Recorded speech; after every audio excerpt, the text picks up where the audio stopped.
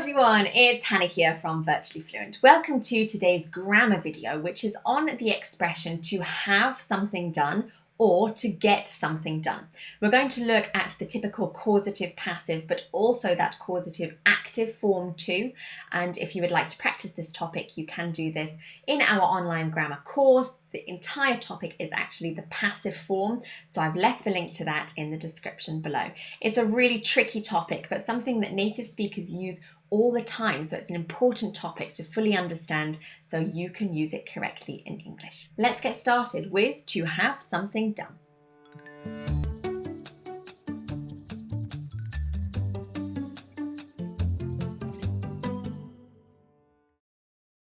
Let's start by looking at this example sentence. I had my hair cut yesterday.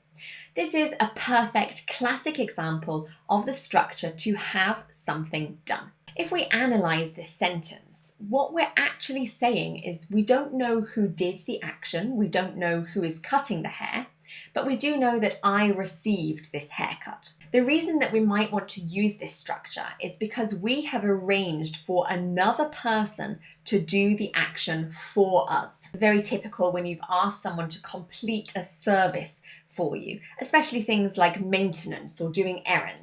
And again, the focus isn't the person who's doing the action, the doer, but it's the action that's being received, or perhaps even the person that's receiving that action. This structure is a type of passive form. It's the causative passive. So how exactly do we create it? Let's go back to this example sentence. I had my hair cut yesterday.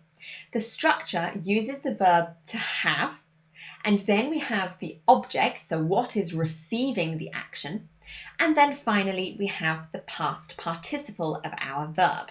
Just a quick reminder, if the verb is regular, the past participle is going to end in the letters ed. I do have a whole video on spelling changes for past participle. I'll leave that link in the description below.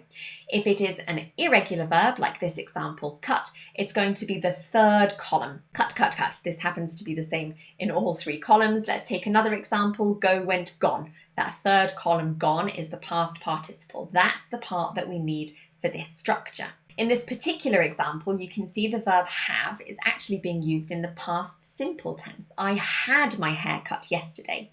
That verb to have can change to any tense. For example, I have my hair cut every month. Now the have is in the present simple tense. The important thing to note is that your object stays in exactly the same place, and then we will always have the past participle regardless of what tense is being used. Therefore, it's really important to know the verb to have thoroughly in every single tense, so you could use this structure in any of the 12 tenses in English. I've put a quick summary up here with the verb to have in all of the tenses. We'll start with the four present forms. We have the present simple, present continuous, present perfect, and present perfect continuous. Here you can see it in the affirmative form of the verb, but it could also be in the negative form. It's really important to be careful with the negative form of the verb to have because it changes quite radically in each of the different tenses. Here is a summary of the verb to have in the past forms: the past simple, past continuous, past perfect, and past perfect continuous. These are all the affirmative forms, and you can see them all in the negative forms here. And finally, in the four future forms, we have the future simple, future continuous, future perfect, and future perfect continuous. These are the affirmative forms, and these are the negative forms.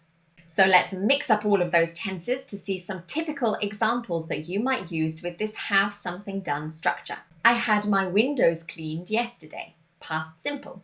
I will have my house painted next week, the future simple. She has had her nails done, present perfect. We have our haircut every month, present simple.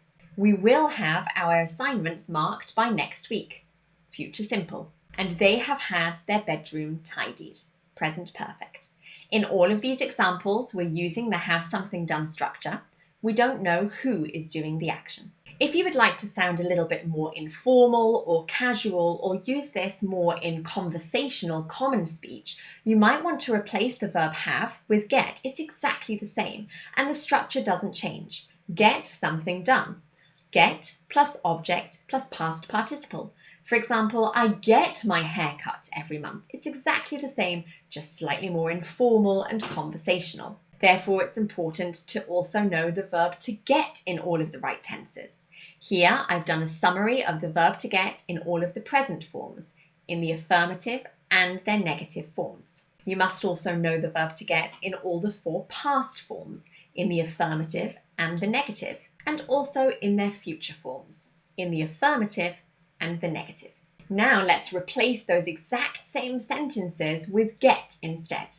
I got my windows cleaned yesterday. I will get my house painted next week. She has got her nails done. We get our hair cut every month. We will get our assignments marked by next week. They have got their bedroom tidied. This whole structure is called the causative passive, so it's very, very similar to the passive form.